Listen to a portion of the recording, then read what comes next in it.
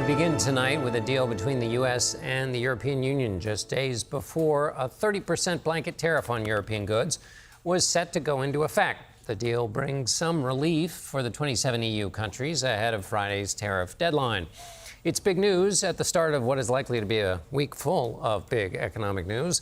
Money Watch correspondent Kelly O'Grady joins me now for all of it. Kelly, let's start with this deal. What's in it?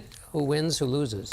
Okay, so I kind of look at this as the tariff side and the investment side. So let's start with the tariff side. There's a 15% import tax on most goods coming from the EU into the U.S. So that's going to be pharmaceuticals, automobiles.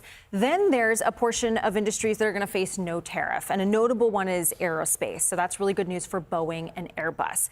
And then there's a bunch of details, as there always are, to be worked out. And that includes what's going to happen to the steel and aluminum 50% tariff. I also mentioned investment. So the EU is going to buy $750 billion worth of U.S. energy, and they're also going to invest $600 billion into the U.S. Now, they can't really mandate that at the country level, so that's likely going to be private companies investing. But net, lots of EU money flowing into the U.S. Some American companies can sell more easily into the EU. But that 50% tariff, it's going to be hard for that to be absorbed by you and me when we go buy goods. Which means prices are likely to go up. Right. And that leads to my next question, which is the Fed is meeting this week.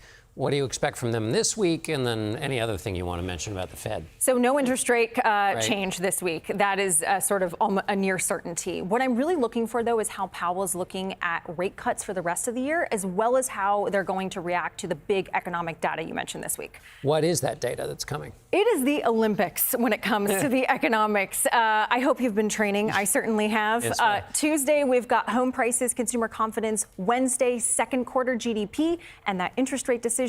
Thursday, the Fed's preferred gauge on inflation. And then Friday, we've got the jobs report, as well as those tariffs taking effect. On top of all of that, we have big tech earnings. Apple, Amazon, Microsoft, Meta. So this is going to be a really big week for Wall Street, maybe your 401k, and definitely for how the Fed is looking at interest rate cuts for the year. And a big week for economic analysis, so we will see you again. Kelly O'Grady, thank you.